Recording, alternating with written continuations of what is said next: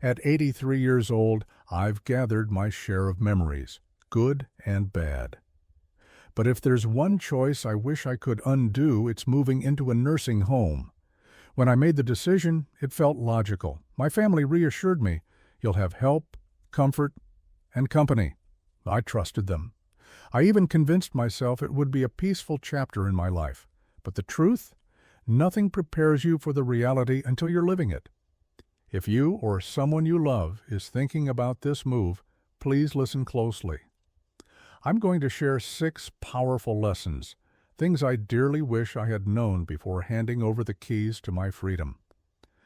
Some of what I'm about to say might surprise you, but it's said with care and with the hope it helps you make the right choice for yourself or someone you love. Now, let's begin. Regret 1. The quiet disappearance of independence. When I first entered the nursing home, the biggest shock wasn't the shared spaces or the bland cafeteria meals. It was the slow, almost invisible loss of control over my own life. Back in my house, I decided everything. When I woke up, when I ate, whether I spent my afternoons gardening or reading the newspaper on the porch.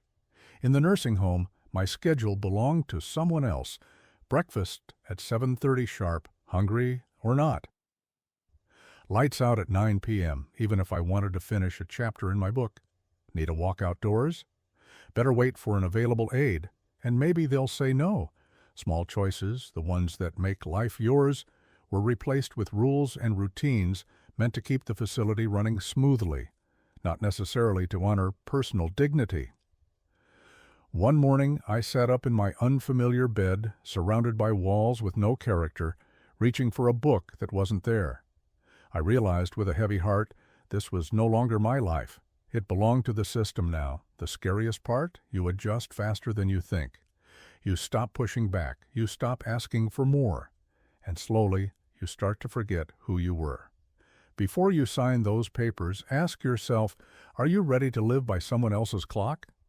Because once that independence slips away, reclaiming it is much harder than you think. Regret 2. Becoming invisible to the world. When I moved in, my daughter promised, I'll be here all the time, Dad. And she was, for a while. So were my grandkids dropping by after soccer practice, bringing me stories and laughter. But time passed and life moved on. Visits became calls. Calls became texts. Texts became silence. I sat in the lounge by the window, watching cars drive past, wondering when the door would swing open for me. Most days it didn't. It's not because they stopped caring. They were busy, with careers, with school, with the small, frantic things that life demands. But when you're tucked away, out of sight, it's easy for people to forget you're still waiting, still needing connection. Loneliness isn't a moment. It's a slow erosion of hope. It's watching holidays come and go, birthdays forgotten, stories left untold. If you're considering a nursing home, prepare your heart for the reality that being loved and being visited are 2 very different things. Out of sight often becomes out of mind. If you're still with me and finding this helpful, comment 2 below. And if you haven't yet, subscribe and turn on the bell. It helps us keep sharing honest, heartfelt stories like this one. Now, let's move on. Regret 3. Losing my reason to get up each morning. Before I moved, my days were full, not of grand adventures, but of small, satisfying routines. Watering my plants, baking cookies, writing letters to old friends. Each day had a shape, a purpose. When I entered the nursing home, all of that disappeared. Meals were brought to me. My bed was made by someone else. There was no garden to tend, no oven to bake in, no need to plan anything. At first, it felt like a luxury, a deserved rest. But very quickly, it became a burden. Without responsibility, days blurred into each other. Without purpose, even getting dressed felt meaningless. I remember meeting Harold, a retired teacher who loved woodworking.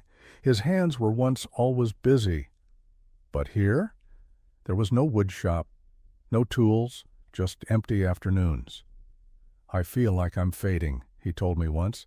And I knew exactly what he meant. We are built to contribute, yet no matter our age. Take that away, and something vital inside starts to crumble. If you're thinking about a nursing home, ask yourself, what will give you purpose there? Because purpose isn't handed to you. You have to fight to keep it. Regret 4. Leaving behind the heart of home. You can bring a few framed pictures and your favorite blanket. You can hang up your favorite sweater in a new closet, but you can't pack the scent of your kitchen after baking bread. You can't box up the way sunlight dances through your own living room window in the late afternoon.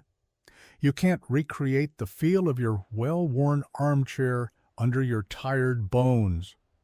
In a nursing home, everything is neutral. Clean, yes. Functional, yes. But home, no. I missed my chipped coffee mugs. I missed the gentle hum of my old refrigerator. I missed the creaky floors that sang a song only I knew. No amount of decorating can replicate the emotional safety of your own space. And once you leave it behind, it's rarely something you get back. Ask yourself, is the trade-off worth it? Because while you may gain assistance, you might lose the one place that truly feels like yours. Regret 5. Living among quiet sorrow. When I first arrived, I thought the nursing home would be vibrant, full of bingo nights and storytelling hours, and sometimes it was, but more often it was heavy. Heavy with the kind of sadness that comes from lives winding down, from dreams paused indefinitely. You hear it in the muffled sobs of a lonely neighbor. You feel it in the long silences over shared meals. You see it in the hollow eyes of someone waiting for what they no longer remember. You start to carry that sorrow without realizing it. You stop making plans for next week. You stop talking about someday. Instead, you start counting today's small mercies. A smile, a sunny window, a friendly nurse. It's not the nursing home's fault, it's simply the nature of the place. But it's something no one warned me about. And it changes you. If you value joy, spontaneity, laughter, be aware.